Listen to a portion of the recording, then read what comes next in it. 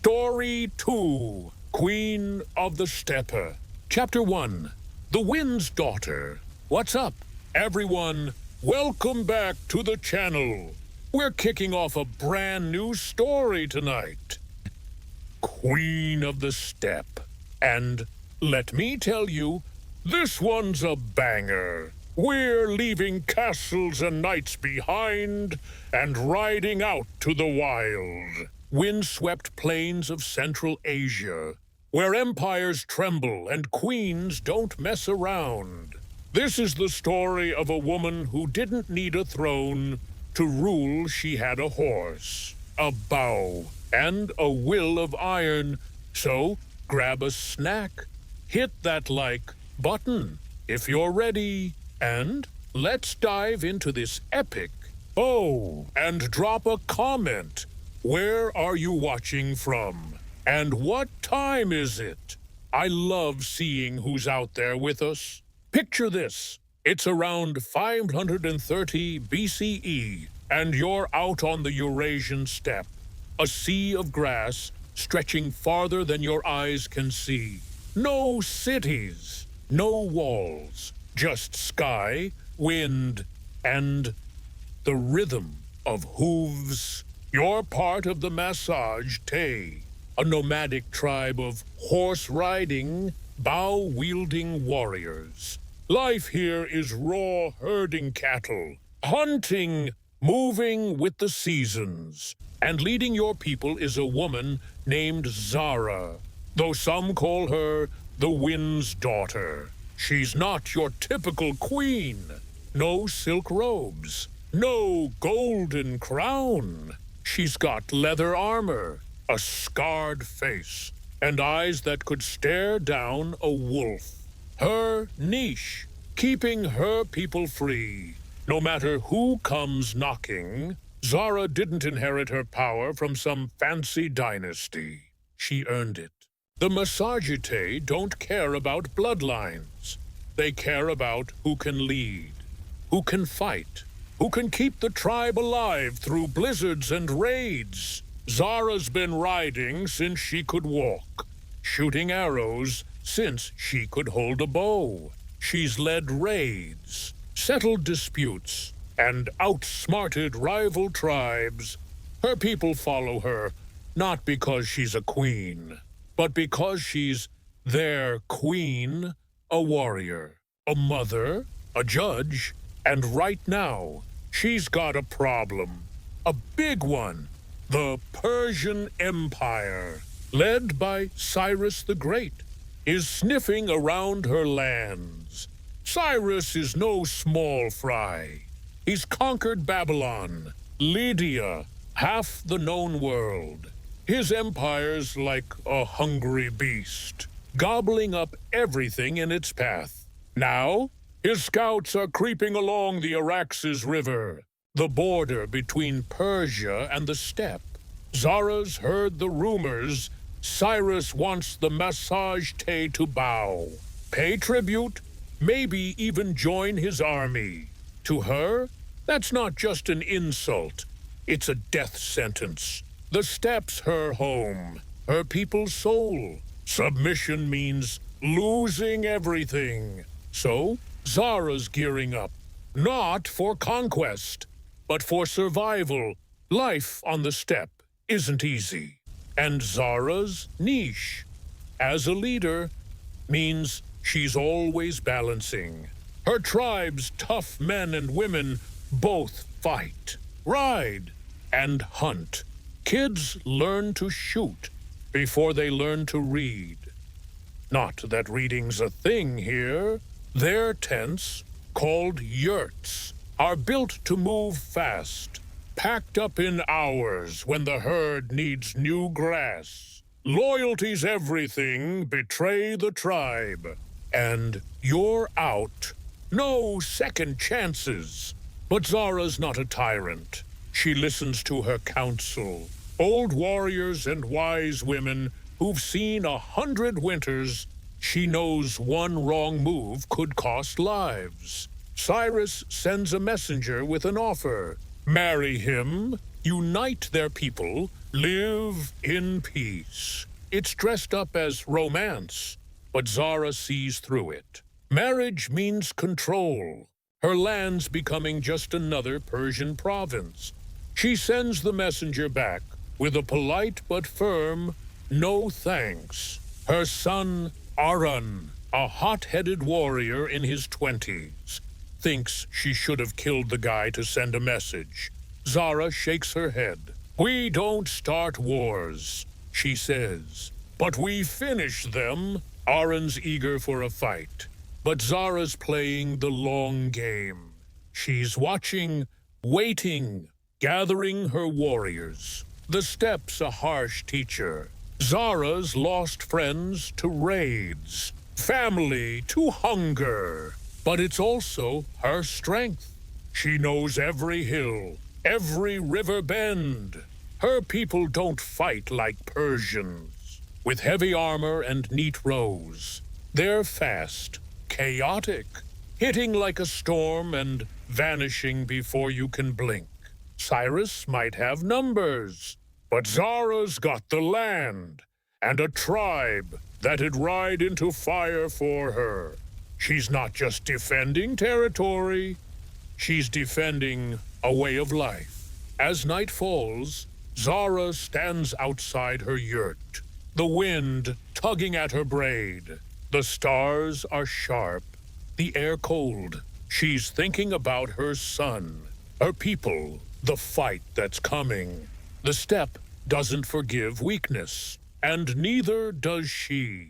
But deep down, she's not just a warrior, she's a mother, worried for Aaron, for the kids who'll grow up in a world of war.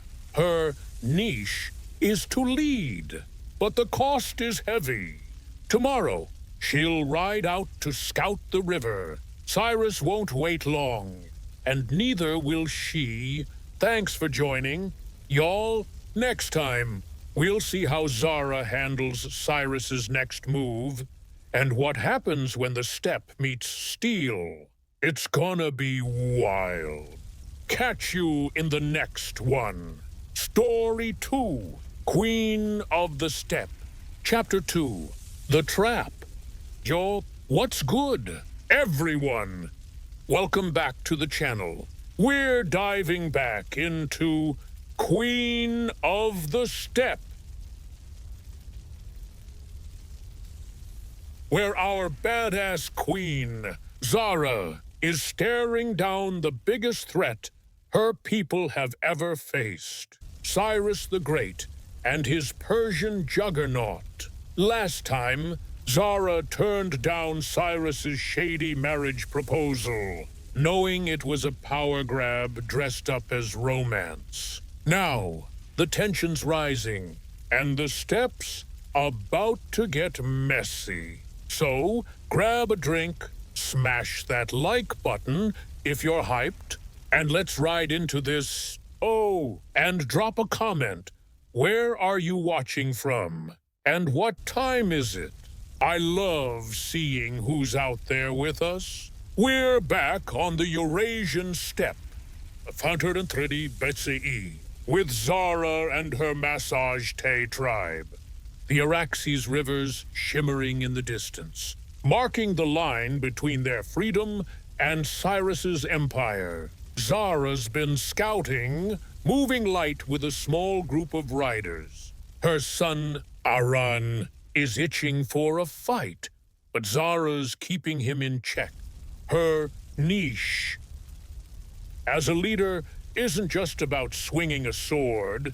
It's about outsmarting a guy who's toppled kingdoms like they're dominoes. Cyrus isn't playing nice anymore.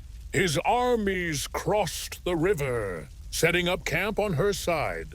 It's not a full invasion yet, but it's a flex, and Zara's not here for it. Cyrus is cunning. He knows the Massage Tay are no pushovers fast. Deadly, born in the saddle, so he tries a trick. His general, Harpagus, suggests leaving a fake abandoned camp, stocked with wine, food, and shiny loot. The idea? Lure the nomads in, get them drunk, then swoop back and crush them. It's dirty. But Cyrus is all in. They set the trap, leaving tents full of Persian luxuries, stuff the steppe folk rarely see. Zara's scouts spot it, and Aran's like, let's raid it.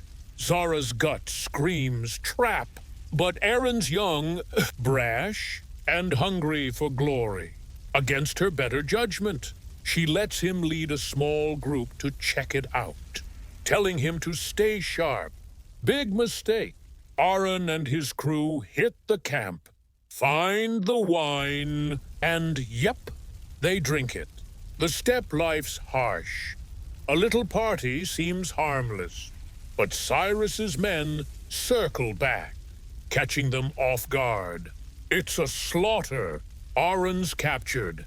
Most of his riders are dead, and the survivors limp back to Zara with the news. She's gutted.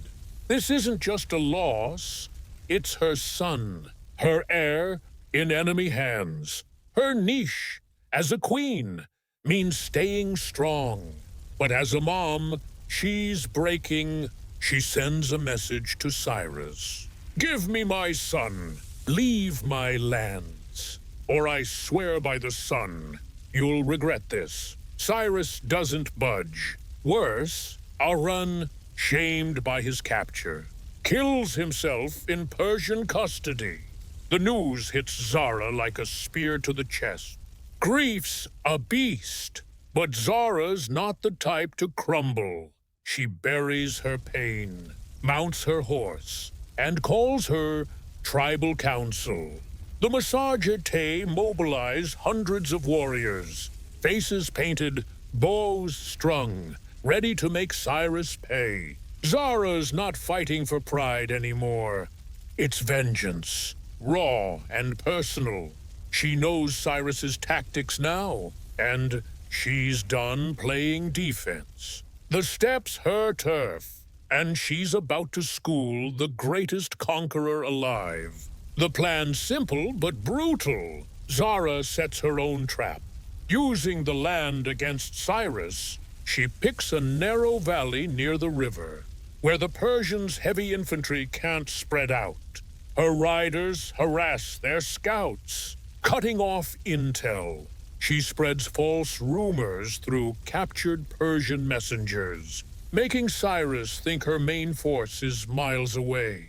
Then she waits. Cyrus, cocky from his last win, marches into the valley, expecting an easy mop-up. Big mistake. Zara's warriors hit from all sides, arrows raining, horses screaming, pure chaos. It's not a battle, it's a storm. The fight's bloody. Zara's in the thick of it, slashing, shouting, her braid whipping as she rides. The Persians are tough, but they're out of their element. No walls, no formations, just open ground and a queen who's lost everything. By dusk, the valley's a graveyard. Cyrus is dead, his army broken. Zara finds his body, severs his head, and according to legend, drops it in a wineskin filled with blood. You wanted blood, she says. Drink it. It's savage, but it's justice. Steppe style. The victory's bittersweet. Zara's avenged Aaron, saved her people, but the cost is heavy. She's lost her son, her heart's scarred, and the steppe feels emptier. Her niche as a queen is secure, but the wind's whispering questions she can't answer yet. What's next? How do you lead when you're broken? She rides back to her tribe, head high, but alone. Thanks for hanging out. Y'all, next time, we'll see how Zara's legend grows, and what happens when the world hears about the queen who humbled an empire. Catch you in the next one. Story 2. Queen of the Steppe. Chapter 3. The Legend Lives. What's up, everyone? Welcome back to the channel. We're wrapping up Queen of the Steppe. And let me tell you, this one's going out with a bang. Our queen, Zara, just took down Cyrus the Great, avenged her son, and made the Persian Empire rethink its life choices. But victory doesn't tie up loose ends. It opens new ones. Tonight, we're diving into what happens when a nomad queen becomes a legend and how her story echoes across time. So, grab a snack, hit that like button if you're hyped, and let's ride this out. Oh, and drop a comment. Where are you watching from? And what time is it? I love seeing who's with us. We're back on the steppe, right after Zara's brutal win. The valley's quiet now, littered with Persian shields and broken spears. Zara's standing over Cyrus's body, her warriors cheering, but she's not celebrating. Her son, Aran, is gone. Her niche as a queen is to lead, to keep her people free, but the cost is carved into her soul. She doesn't want statues or songs. She wants her son back. But the steppe doesn't do refunds. You win. You grieve. You move on. The massage-te return to their yurts, their herds, their life of wind and grass. Zara's victory sends shockwaves through the ancient world. In Babylon, merchants whisper about the nomad queen who killed the unconquerable king. In Greece, storytellers like Herodotus start spinning tales, maybe exaggerating the blood-filled wineskin part. But who cares? It's good drama. Zara doesn't chase power. She could have raided Persia, maybe carved out her own empire. But that's not her style. Her niche is freedom, not conquest. She tells her people, we fought for our home. That's enough. The Persians don't come back. They've learned their lesson. But legends don't stay quiet. Zara's story grows, carried by traders, bards, and the wind itself. The massage-te don't write history. They live it. Elders tell kids about the wind's daughter, how she outsmarted an empire, how her arrows flew true. Women warriors braid their hair like hers, vowing to ride as fierce. Men swear by the sun like she did, promising loyalty to the tribe. Zara's not just a queen. She's a symbol, proof that you don't need walls to win. Back home, Zara's different. She's still fierce, still leading raids and settling disputes. But there's a quietness to her now. She spends more time with her younger daughter, Kalia, teaching her to shoot, to read the stars, to listen to the steppe's secrets. Kalia's sharp, maybe too sharp. She sees the pain Zara hides. The tribe's thriving, but Zara's wondering what her legacy will be. Not just a battle, but a way of life.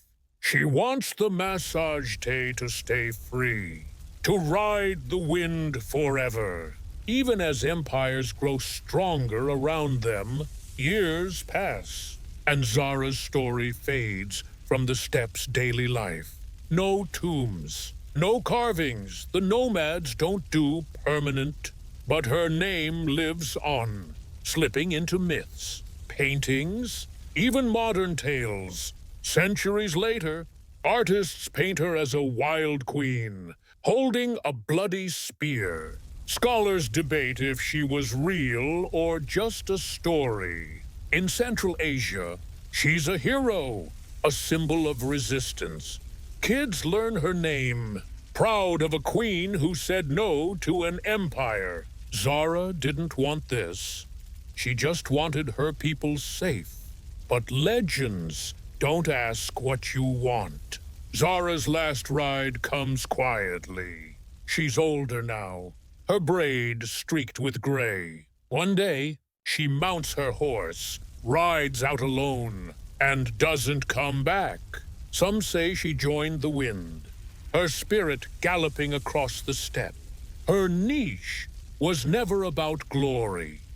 It was about her people, her home, her heart, and that's why her story endures. Not in stone, but in the whisper of grass and the fire of those who refuse to bow. Thanks for sticking with us, y'all. That's Queen of the Steppe. Next, we're jumping to Rails of Destiny. It's gonna be a wild ride. Catch you in the next one. Story 3, Rails of Destiny. Chapter 1, The Dream Takes Root. What's up, everyone? Welcome back to the channel. Tonight, we're starting a new epic, Rails of Destiny, diving into one of the wildest chapters in American history, the Transcontinental Railroad. This isn't just about trains, it's about dreams, sweat, and a nation stitching itself together with steel. We're talking 1860s, a time when the U.S.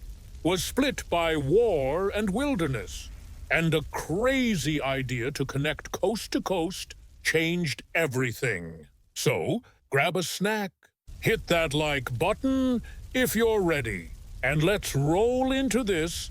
Oh, and drop a comment. Where are you watching from? And what time is it? I love seeing who's out there with us. It's 1862, and America's a mess. The Civil War's raging north versus south. Brother versus brother. Cities in the east are buzzing with factories and ports.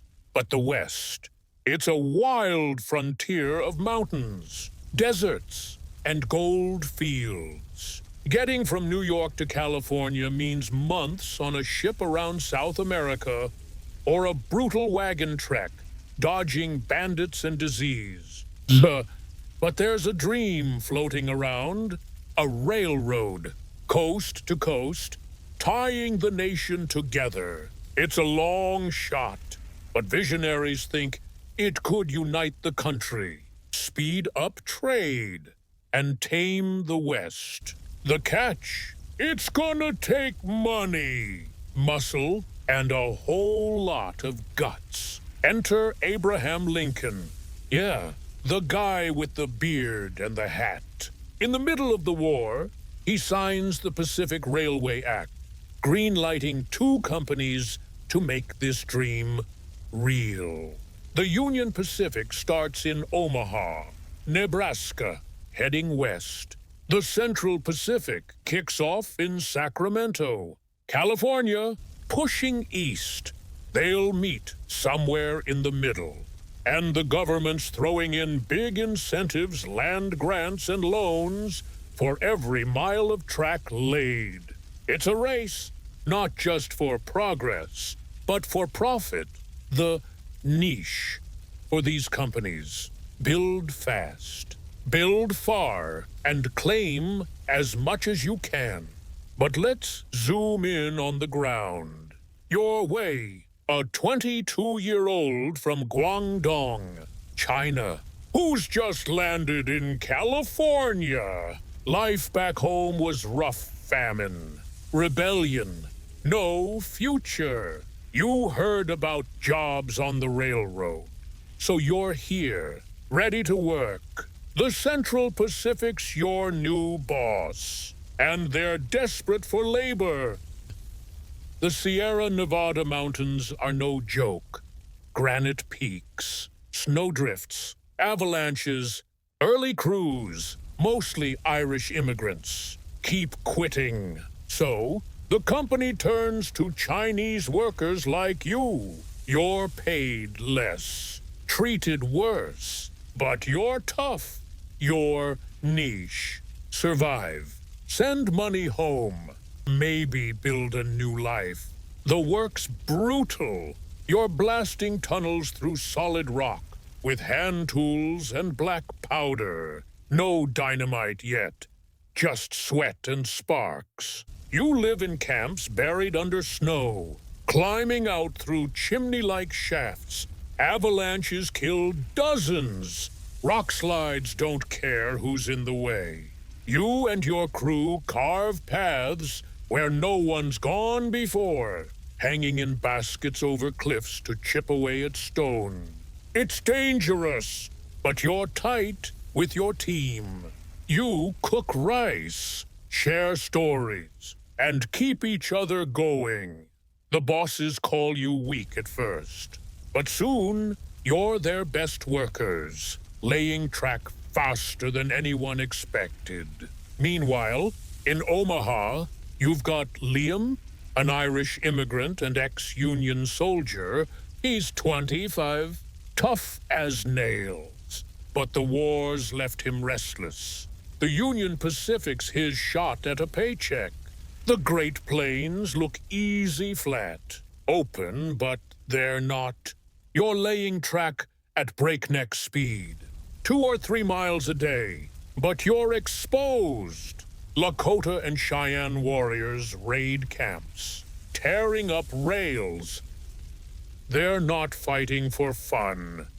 This is their land, their buffalo, their life. The railroad's an invasion, and they know it. Liam's niche: lay track, stay alive, and try not to think too hard about the cost. The companies are racing, but it's not just about steel and steam. It's about people way, Liam, and thousands like them, bending history with their hands. The dream's taking root, but the roots are soaked in sweat and blood. And for the tribes watching their world change, it's not a dream. It's a nightmare. Thanks for joining, y'all. Next time, we'll see how Wei and Liam face their toughest challenges, and what happens when the rails get closer. Catch you in the next one. Story 3, Rails of Destiny. Chapter 2, Through Fire and Stone. What's up, everyone? Welcome back to the channel. We're diving back into Rails of Destiny, where the transcontinental railroad's turning dreams into steel, one brutal mile at a time. Last time, we met Wei, a Chinese worker battling the Sierra Nevada, and Liam, an Irish ex-soldier laying track across the Great Plains. The Union Pacific and Central Pacific are racing to meet, but it's not just a race. It's a grind soaked in sweat, blood, and sacrifice. So, grab a drink, hit that like button if you're hyped, and let's keep rolling. Oh, and drop a comment. Where are you watching from? And what time is it? I love seeing who's out there with us. It's 1866, and Wei's deep in the Sierra Nevada with the Central Pacific. He's 23 now, hardened by 2 years of blasting rock and dodging death. The mountains are relentless granite walls, 40-foot snowdrifts, avalanches that bury camps whole. Wei's niche is survival, and he's good at it. His crew's mostly Chinese, over 10 Zero strong, making up 80% of the workforce. They're paid less than white workers, live in shoddy tents, and face constant racism, but they're the backbone of this railroad. Waze learned to swing a hammer, set black powder charges, and keep his head down when the bosses yell. The toughest job yet is tunnel number 6, a 600-foot beast through solid rock. It's taking forever, 2 years and counting. Way's team works in shifts, drilling by hand, packing powder, then running before the blast. Sometimes it misfires, and friends don't come back. In winter, snow traps them in camps, and they dig tunnels just to move between tents. Way's got scars from rock shards, frostbite on his fingers, but he keeps going. Why? For the money he sends home, for the hope of a better life, for the pride of building something bigger than himself. His crew's tight. They sing, gamble, share tea. It's not much, but it's home. One day, Way's hanging in a basket over a cliff, chiseling a ledge for track. A rope slips, and he nearly falls 200 feet. His friend Chen hauls him up, joking, "You owe me rice for that." Why laughs, but his heart's pounding. The bosses push harder, more track. Faster work. Way's crew starts building trestles, wooden bridges over ravines, some 100 feet high. It's dizzying, but they do it. By 1867, they're out of the Sierras, hitting the Nevada desert. It's hot, dry, deadly, but flat. Y breathes easier until he hears the Union Pacific's closing in. Over in Wyoming, Liam's with the Union Pacific, laying track like a machine. He's 27, tougher than ever, but the plains are testing him, his niche. Keep moving, no matter what. The work's fast, 3 miles a day when it's good, but it's dangerous. Lakota raids hit hard. One night, warriors tear up track. Liam's crew laid that morning. He's on guard duty, firing into the dark, not sure if he hit anything. The next day, he sees a buffalo herd scatter from the train's smoke. He knows why the tribes fight this railroad's carving up their world. It sits heavy, but he's got no choice. Work's work. Liam's crew is a mix, Irish, ex-soldiers, some freed black men. They live in hell on wheels, temporary towns of tents, whiskey, and fights. Liam's seen men die from drink, disease, or a bad punch. He's no saint, loves a good brawl, but he's loyal to his mates. His boss, Thomas Durant, is a crook, skimming profits, but Liam doesn't care about politics. He cares about the next mile, the next paycheck. The Rockies loom ahead, but the real fight's closer strikes over late wages, supply shortages, and the Central Pacific gaining ground.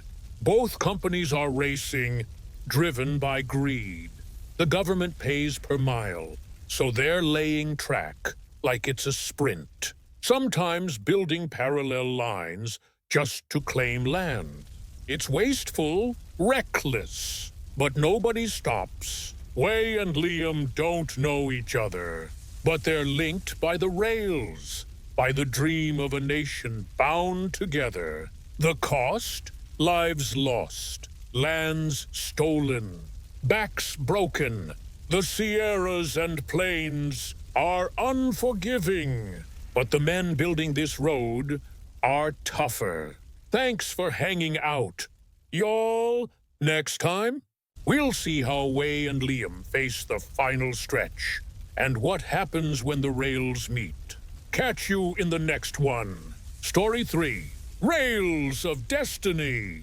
Chapter 3, The Golden Spike. What's up, everyone? Welcome back to the channel. We're wrapping up Rails of Destiny, and this one's a biggie. The Transcontinental Railroad's almost done, and our guys, Wei and Liam, are pushing through hell to make it happen.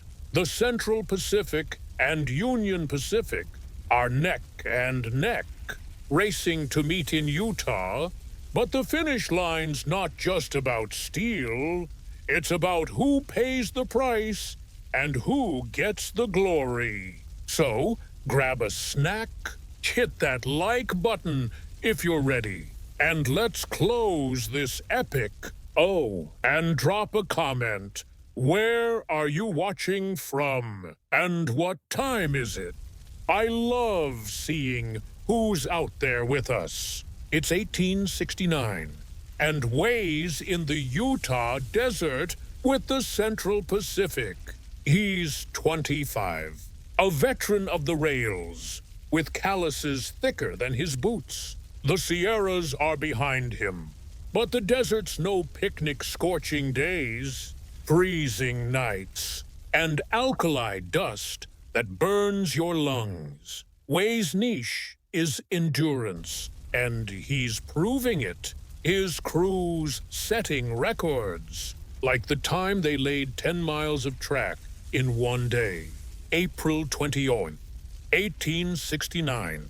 It's unreal synchronized teams, rotating shifts, pure grit. Wei's hammering spikes, hauling rails, sweating through every inch. The Union Pacific's close, and the bosses are pushing like never before. Wei's proud but tired. He's sent money home, but the dream of a new life feels far off. His crew's still treated like dirt lower pay. Worse camps, no respect. They're the heart of this railroad, but the papers barely mention them. Wei hears about the meeting point, Promontory Summit, and a big ceremony. He doesn't expect an invite. He's just here to finish the job. But there's a quiet pride in knowing he helped build something that'll outlast him. The rails are more than steel. They're a bridge to a future he might never see. Over in Utah, Liam's with the Union Pacific, hammering through the final miles. He's 28, weathered but stubborn. His niche, grit. The Rockies were tough rivers to bridge, grades to level. But the desert's a different beast. Supplies run low, wages are late, and his crew's grumbling. Liam's seen strikes, fights, even deserters. But he sticks it out. The Lakota raids have slowed, but the guilt hasn't. He knows this railroad's killing a way of life. He pushes it down, focuses on the work. The Central Pacific's gaining, and Liam's not about to lose. The companies are out of control, laying track past each other to grab more land. It's chaos, parallel lines, wasted steel. Finally, the government picks Promontory Summit as the meeting point. May 10, 1869, is the big day. Wei and Liam are there, working the final rails. The Central Pacific's Jupiter and Union Pacific's No. 119 locomotives roll up. Nose to nose, a crowd gathers executives, journalists, workers. A golden spike's ready, wired to a telegraph to signal the nation. Leland Stanford swings the hammer, misses half the time. But the telegraph clicks done. Bells ring, cannons fire. America celebrates. But here's the real tea. Wei's not in the photos. None of the Chinese workers are. They built the impossible tunnels. trestles, 10-mile days, but they're erased from the frame. Liam's there, but he's just a face in the crowd. No name, no story.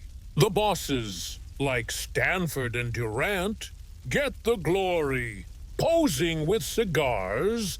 The truth, this railroad's built on Way's scars, Liam's sweat, and the blood of countless others, Irish, Black, Chinese, Native, the Lakota, Cheyenne, and others watch from afar. Their lands carved up, their buffalo gone. Progress has a price, and they paid it.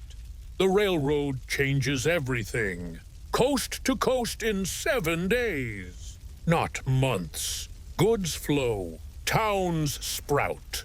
The U.S.U. becomes a powerhouse. Way heads to San Francisco, hoping for a fresh start. But racism follows. Liam stays on, working rail jobs, haunted by the plains. Their niche was to build, and they did. But the dream wasn't theirs. The golden spike's a symbol of unity, but it's also a scar on the land, on the people, on history. Thanks for sticking with us, y'all. That's Rails of Destiny. Next, we're hitting Whispers of the Desert. It's gonna be fire. Catch you in the next one. Story 1, The Knight's Code. Chapter 1, The Weight of the Sword. Yo, what's good, everyone? Welcome back to the channel. Tonight, we're kicking off a brand new series, The Knight's Code, where we're diving deep into the wild, gritty, and sometimes straight-up bizarre world of medieval knights. Forget the shiny armor and fairy tale vibes. This is about real people, real stakes, and the kind of choices that could make or break you in a heartbeat. We're talking honor, battles, and a whole lot of what did I sign up for moments. So grab a snack, hit that like button if you're feeling it, and let's jump into this medieval adventure together. Oh, and drop a comment. Where are you tuning in from? And what's the time? I love seeing who's out there joining us from all over the globe. Picture this. It's the 12th century, and you're a young squire in a muddy training yard somewhere in England, or maybe France. The air smells like sweat, horses, and damp straw. You're 15, maybe 16, and your whole life has been leading up to one thing: becoming a knight. Sounds cool, right? Jousting, saving damsels, rocking that chainmail drip. But hold up. Being a knight isn't just about looking badass. It's a niche that comes with a code, a set of rules that's as heavy as the sword you're learning to swing. And trust me, that sword, it's not just for show. Let's start with the basics. You're not born a knight. You earn it. If you're a noble son, you've got a head start. But it's not a free pass. From the time you're a kid, you're sent off to another lord's castle to train. You're a page at first, running errands, polishing armor, and learning how to not trip over your own feet while carrying a tray of mead. By your teens, you're a squire, which means you're basically a knight's personal assistant. You clean his gear, saddle his horse, and follow him into battle to hand him a spare lance when his gets splintered. It's not glamorous, it's exhausting, but every bruise, every late-night sword drill is a step toward the big moment, The day you kneel, get dubbed, and rise as a knight. Now, the code. This is where things get real. The knight's code chivalry, to be exact, isn't just a vibe. It's a lifestyle, a promise you make to God, your Lord, and yourself. It's about honor, loyalty, courage, and protecting the weak. Sounds noble, but in practice, it's messy. Let's say you're out there, sword in hand, fighting for your lord. The code says you fight bravely, but what if your lord's a jerk who's picking a fight over some petty land dispute? You still gotta swing, or say you're supposed to protect the innocent. But the innocent villagers you're defending just got caught stealing from your camp. Do you punish them or let it slide? The code's not a rule book with clear answers. It's a compass. And sometimes it's spinning. The weight of the sword isn't just physical. Every time you draw it, you're making a choice. Fight for glory, and you might lose your soul. Fight for duty, and you might lose your life. And don't even think about running. Cowardice isn't just shameful. It's a one-way ticket to being shunned by everyone who matters. You're a knight, which means your niche is to be the guy who stands tall when everyone else is ducking.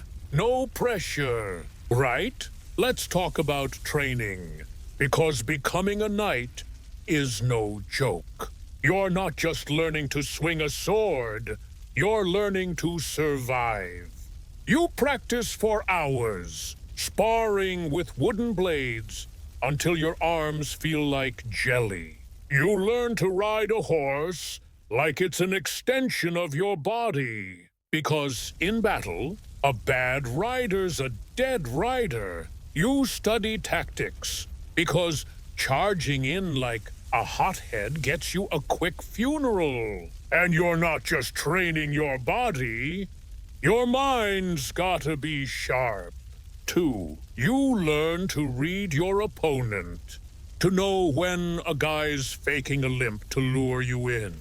You learn to spot the weak point in a line of spearmen. It's like chess, but with more blood and fewer pawns.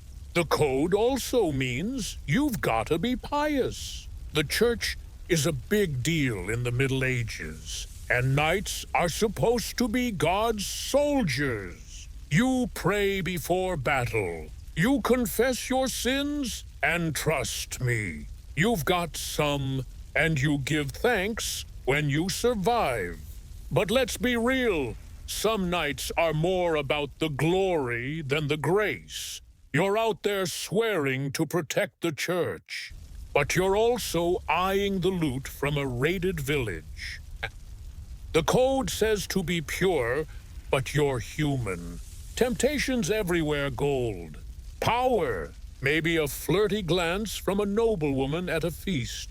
Balancing faith and ambition. That's a tightrope walk. And then there's loyalty. You're sworn to your lord, which means you fight his battles, guard his castle, and back his plays. Even when they're dumb, loyalty's non-negotiable, but it's not always simple. What if your lord's fighting another lord, who's also got knights following the same code? You're both honorable, both loyal, but one of you's going down. Or worse, what if your lord's beefing with the king?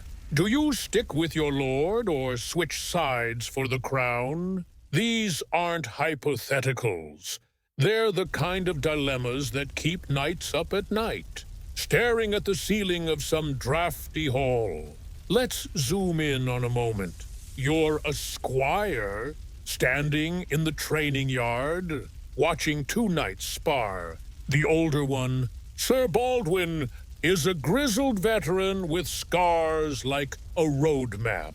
He's barking orders, telling you to watch the younger knight's footwork. The younger one, Sir Roland, is fast, cocky, and keeps trying to show off with fancy spins. Baldwin knocks him flat with a single blow and grumbles, "The code ain't about flair, boy. It's about staying alive.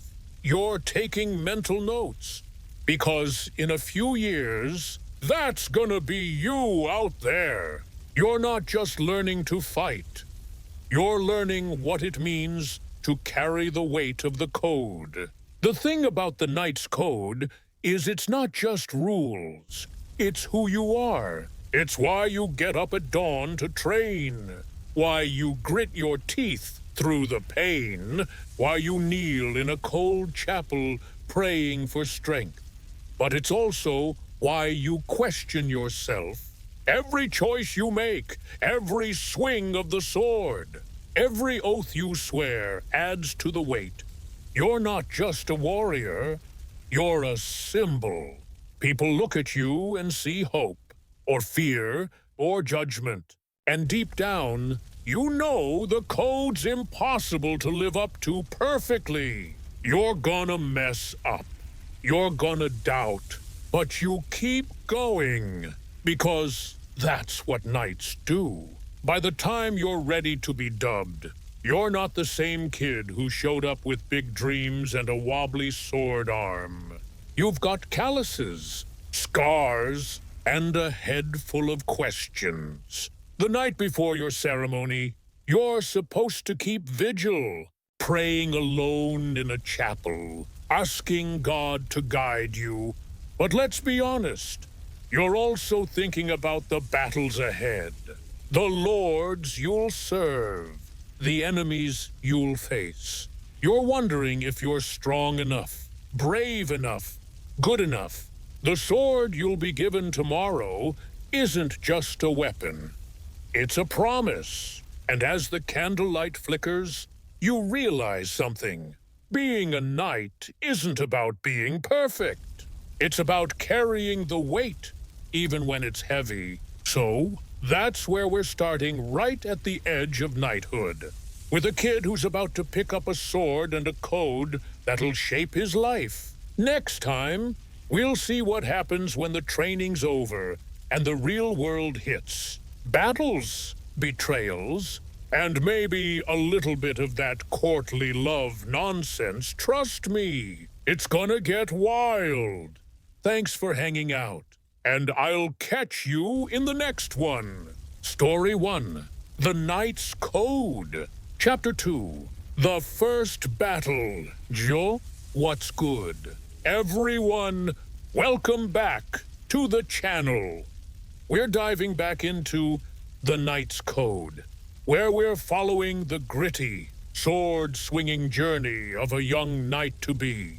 Last time, we left our boy on the edge of knighthood, sweating through his squire days, carrying the weight of the chivalry code like it's a literal boulder. Tonight, we're cranking up the stakes. He's about to face his first real battle, and let me tell you, it's not all heroic charges and epic slow-mo. So, grab a snack, smash that like button if you're vibing, and let's get into it. Oh, and drop a comment. Where are you watching from? And what time is it? I love seeing who's out there joining us from all over the globe. So, picture this. You're our guy. Let's call him Thomas. Fresh off his knighting ceremony. You're 19. Your armor's still shiny. And you're feeling like the main character in a minstrel's song.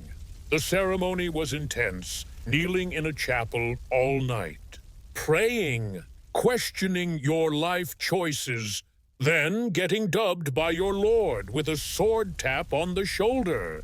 You're officially Sir Thomas now, but the glow fades fast. Your lord, Baron Godfrey calls you to his hall and drops the news. There's trouble brewing. A rival lord's stirring up drama over some borderlands. And it's time to ride out. Your first battle's coming, and it's not a training yard spar. This is real blood, chaos, and no do-overs. You're riding with a small company of knights and men-at-arms. Maybe 50 guys total. The air's thick with dust and the clank of armor. Your horse is snorting, your sword's heavy on your hip, and your stomach's doing flips. The code's ringing in your head. Courage, honor, protect the weak. But right now, you're just trying not to puke. You've trained for this years of sparring, riding, learning to read an enemy's move. But training's one thing. Facing a guy who wants to cave your skull in. That's a whole different beast. The battle's over a strip of farmland, barely worth the ink on a map. But to Baron Godfrey, it's about pride and power. Your niche as a knight is clear. Fight for your lord, no questions asked. But as you ride, you pass villages, huts with thatched roofs, kids peeking out, farmers looking like they'd rather be anywhere else. These are the weak you're supposed to protect. But half the time, battles like this just leave their fields trampled and their lives wrecked. The code's starting to feel like a puzzle with missing pieces. Oh, you reach the field at dawn. The enemy's there, another lord's men, maybe 60 strong, with banners flapping in the wind. You line up, knights in front, archers in back, foot soldiers gripping spears like their lives depend on it. Spoiler, they do. Baron Godfrey gives a speech about honor and victory, but you're barely listening. You're scanning the other side, trying to spot the guy who looks like he knows how to use his sword. Your buddy, Sir Roland, the cocky one from training, grins and says, "Don't wet your britches, Thomas." You fake a laugh, but your mouth's dry as parchment. Then it starts. A horn blares, arrows fly, and suddenly everyone's moving. You spur your horse, heart pounding, and the world narrows to the guy charging at you with a lance. Training kicks in, you lean, angle your shield, and his lance glances off. You swing your sword, catch his arm, and he's down. First hit, first win, but there's no time to celebrate. Another guy's coming, then another. It's chaos, screaming horses, clashing steel, men yelling curses or prayers or both. You're not thinking about the code now. You're just trying to stay alive. The battle's short, but feels like forever. By the end, your side's won.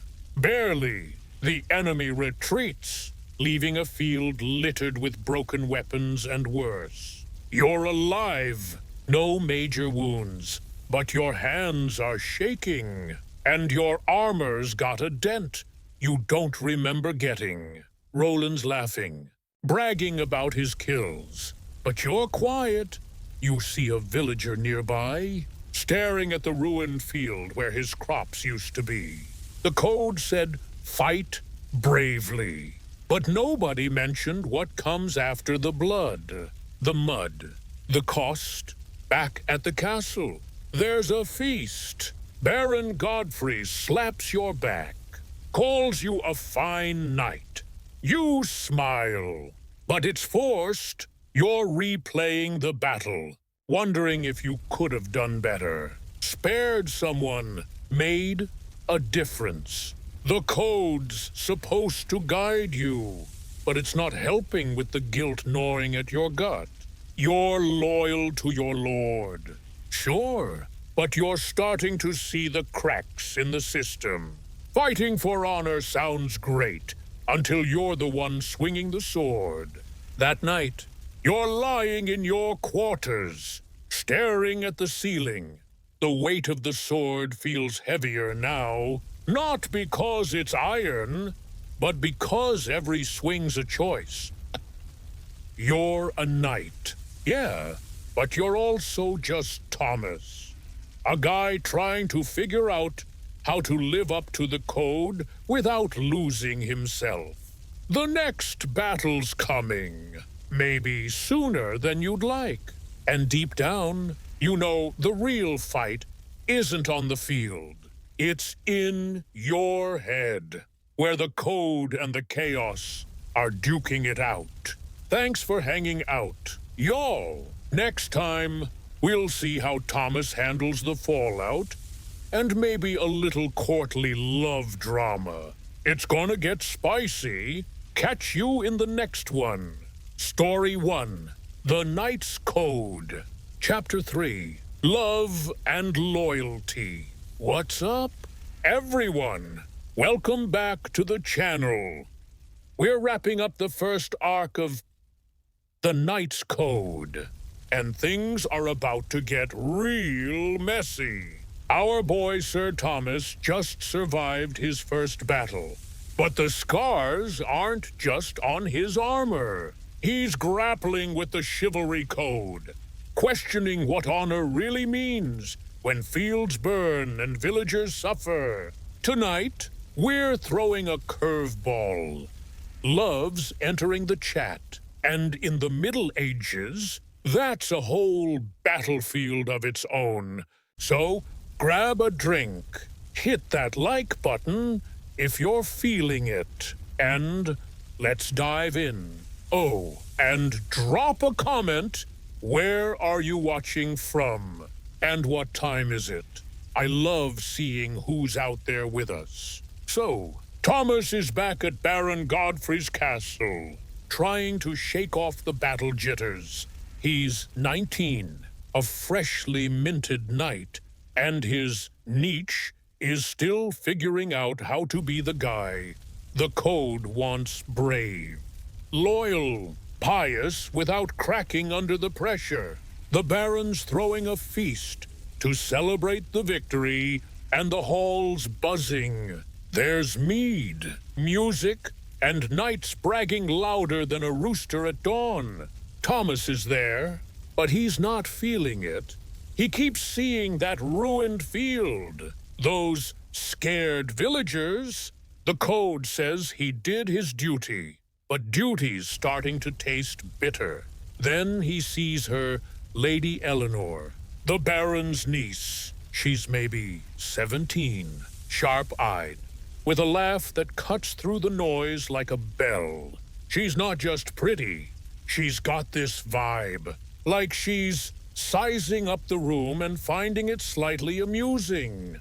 Thomas has noticed her before, but tonight, their eyes lock across the hall. It's like a spark in a haystack. He's smitten. But here's the catch. In the Middle Ages, catching feelings is like stepping into a bear trap. Love's not a game. It's a high-stakes negotiation with chaperones, dowries, and way too many opinions. Thomas knows the drill. The code's big on courtly love, that dramatic knight-lady dance where you pine from afar, write bad poetry, and never actually make a move.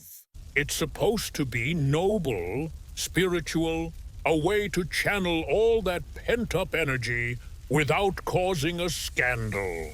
Eleanor's perfect for it. Beautiful, nobly, and totally out of reach. She's betrothed to some older lord from another county. A political match to secure alliances. Thomas's job, suffer elegantly, maybe dedicate a joust to her, and keep his mouth shut. But his heart's not listening. He wants to talk to her, not just sigh from a distance. At the feast, he gets his chance. Eleanor's sitting near the high table, and during a lull, she drops her scarf maybe on purpose. Maybe not. Thomas swoops in, picks it up, and hands it back with a bow. She smiles, says something witty about clumsy knights, and suddenly they're chatting. It's light, nothing scandalous, but it's enough to make Thomas's head spin. The code says this is fine. Flirting's okay as long as it's poetic and pure. But the Baron's watching, and so's Eleanor's aunt, who's got eyes like a hawk. One wrong move, and Thomas is toast. The next day, Thomas is a mess. He's supposed to be training, but he's daydreaming about Eleanor. He tries writing a poem, but it's awful, something about her eyes and stars that sounds like a drunk minstrel's reject. He's deep in courtly love territory. But it's not just a game to him. He's falling hard, and that's dangerous. The code's clear. Loyalty to your lord comes first. If Baron Godfrey catches wind of anything improper, Thomas could lose everything: his title, his honor, maybe even his head.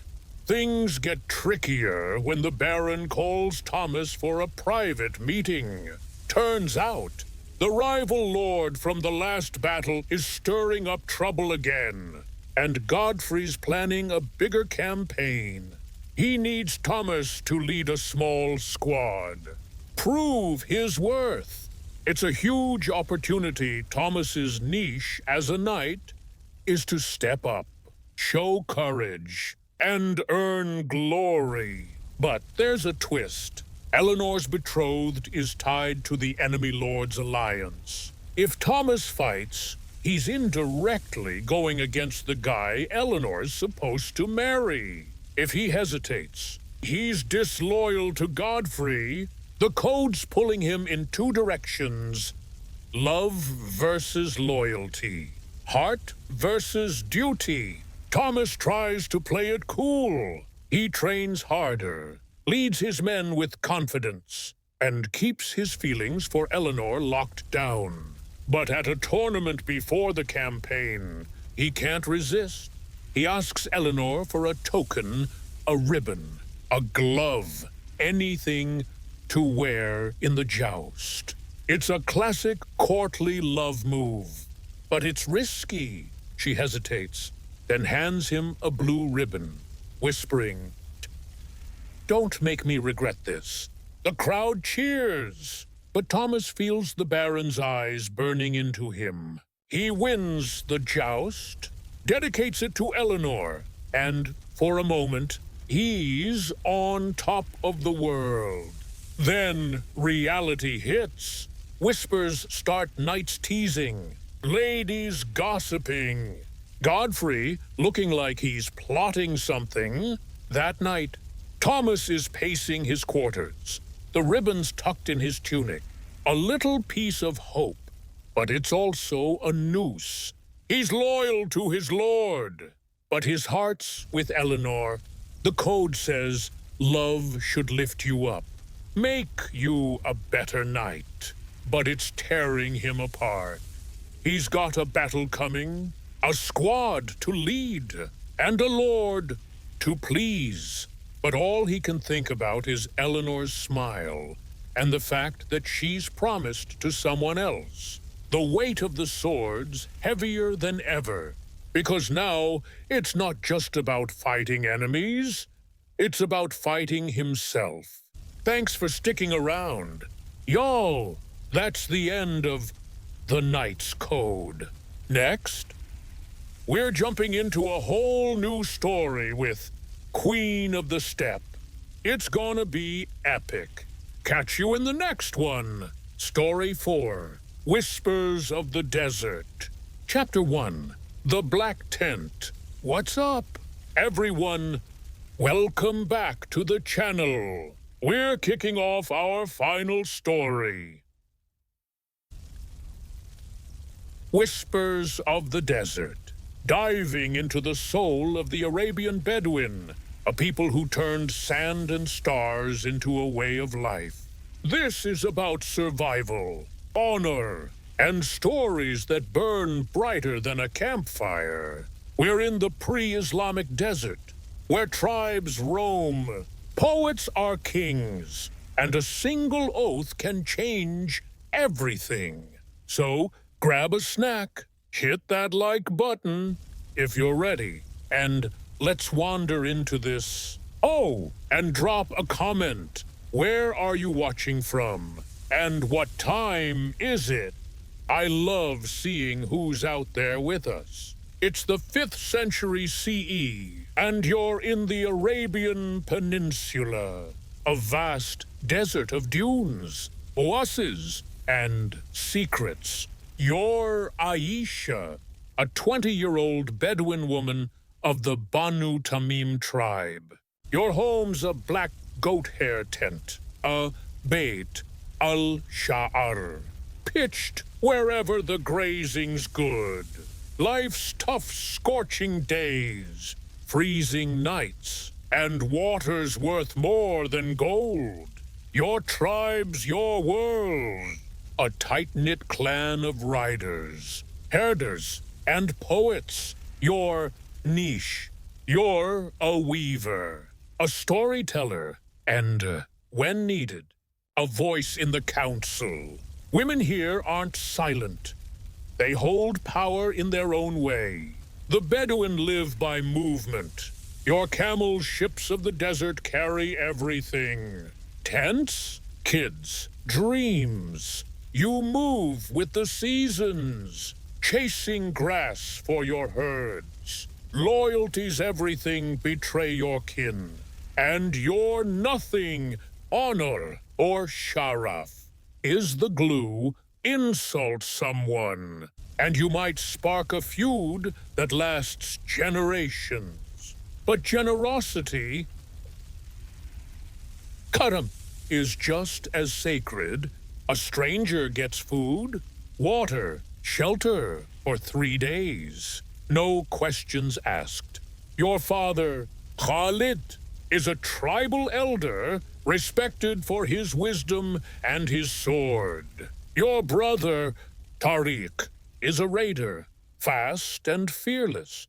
You're the one who remembers the tribe's stories, weaving them into songs by the fire. Troubles brewing, though a rival tribe, the Banu Hawazin, is grazing too close to your wells. Water's life, and they're pushing boundaries. Khalid wants peace trade, maybe a marriage to seal it.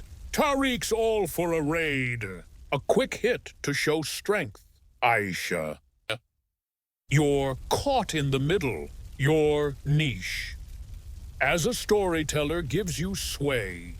Your words can calm or ignite. At a council fire, you speak, reciting a poem about unity, how the desert tests, but binds. The elders nod, but Tariq's restless. He's planning a gazoo, a raid, behind Khalid's back. The desert's not just sand, it's alive. You know every star, every dune's curve. Your tribe's poets, or shair, are as vital as warriors. Their verses shame enemies, praise heroes, settle law. You're learning from an old poet, Zaid, who says, words are arrows aimed true. You're good, but not fearless yet. The Hawazin have their own poet, a woman named Layla, whose tongue's sharper than a blade. If this feud escalates, it'll be words as much as swords. One night, you're weaving in your tent when Tariq sneaks in. grinning. He's raided the Hawazin, stole camels, and now they're coming for blood. Khalid's furious peace is shattered. Aisha, you're stuck.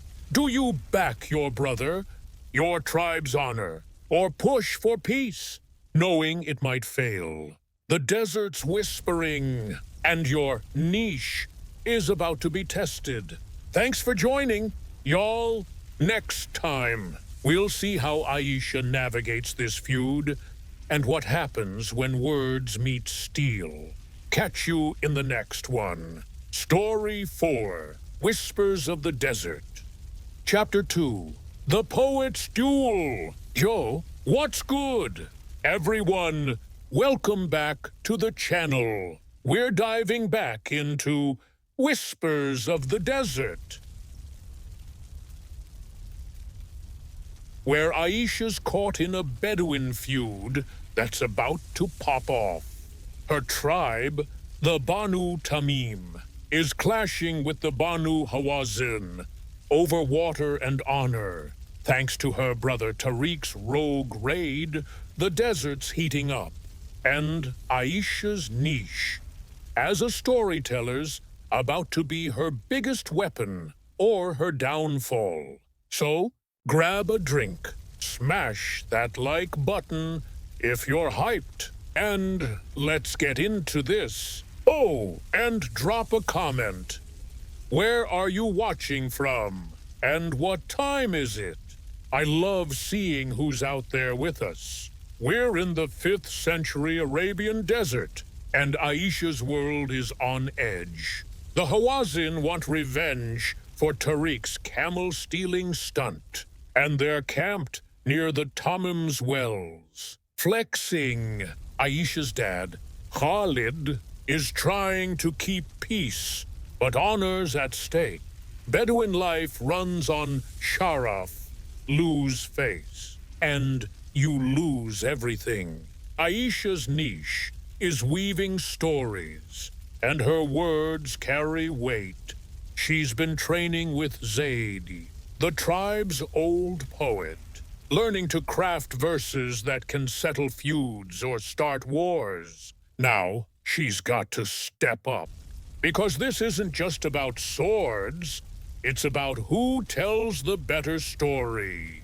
Khalid calls a parley, a meeting between tribes under truce. It's tense. Both sides bring warriors, camels, and egos. The Hawazin's leader, Amr, demands restitution. Camels, gold, or blood. Tariq's smirking, ready to fight. But Khalid offers trade, instead a share of the wells. Maybe a marriage. Aisha's watching, heart pounding. She knows marriages seal peace, but the idea of being traded like a camel twists her gut. Then Amr drops a curveball. He wants a poet's duel. His poet, Layla, against the Tamim's best. Words, not blades, will decide honor. The loser's tribe pays up. Layla's a legend. Her verses sting like scorpions. Aisha's good, but she's young, untested. Zaid's too old to compete, so all eyes turn to her. Tariq laughs, saying she's no match. But Khalid's quiet, trusting her.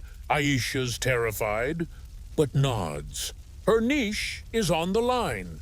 If she loses, her tribe's shamed, and the Hawazin get their way. The duel's set for dawn. Under the stars, with both tribes watching, Aisha spends the night with Zaid. Crafting her poem, he tells her, speak from the heart, not the head. The desert listens. She's weaving lines about unity, honor, the desert's strength. But doubt's creeping in. Dawn breaks, and the tribes gather in a circle of torches. Layla goes first. Her voice is silk and steel. Her poem, a dagger. She mocks the Tamim's raid, calls Tariq a thief, and paints her tribe as wronged but mighty. The Hawazin cheer, and Aisha's stomach drops. Her turn. She steps forward, voice shaking at first, then steady. Her poem weaves the desert story, how it binds, not divides. How honors earned, not stolen. She calls out Layla's pride, but offers peace, a shared future. The crowd's silent. Then Khalid nods, Layla's rattled. But Amr declares a draw, honors satisfied. But no deal yet. The parley ends, but the feud's not over. Amr wants more camels or a fight. Tariq's pushing for war, saying Aisha's poem was too soft. Khalid's torn, and Aisha's angry. Her words held ground, but men want blood. That night, she overhears Tariq planning another raid. She confronts him, saying it'll doom them all. He brushes her off, but she's done being quiet. She goes to Khalid, pleading for a new plan, maybe a gift, a gesture to cool things down. Khalid agrees, but it's risky. Aisha's niche is words, but words alone aren't enough anymore. The desert's whispering secrets, and Aisha's learning fast.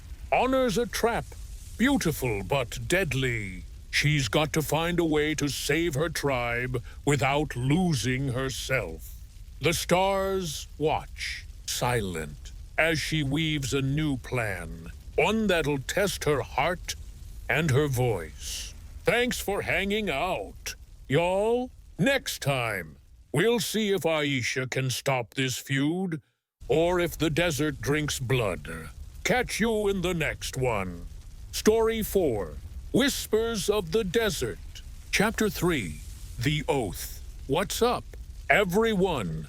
Welcome back to the channel. We're wrapping up Whispers of the Desert. And it's going out with a fire. Aisha's in deep, her tribe's feuding with the Hawazin, her brother Tariq's stirring trouble, and her poet's duel held ground, but didn't end the fight. Now she's got to use her niche as a storyteller to save her people, or the desert's gonna run red. So grab a snack, hit that like button if you're ready, and let's close this epic. Oh, and drop a comment. Where are you watching from? And what time is it? I love seeing who's out there with us. We're in the Arabian Desert, 5th century CE, and Aisha's world is a powder keg. The poet's duel with Layla bought time, but the Banu Hawazin still want payback for Tariq's raid. Aisha's dad, Khalid, is pushing for peace, but her brother's itching for a fight. Aisha's niche is her voice, her poems, her stories, but she's learning that words need action to back them up. She's 20, fierce, but scared.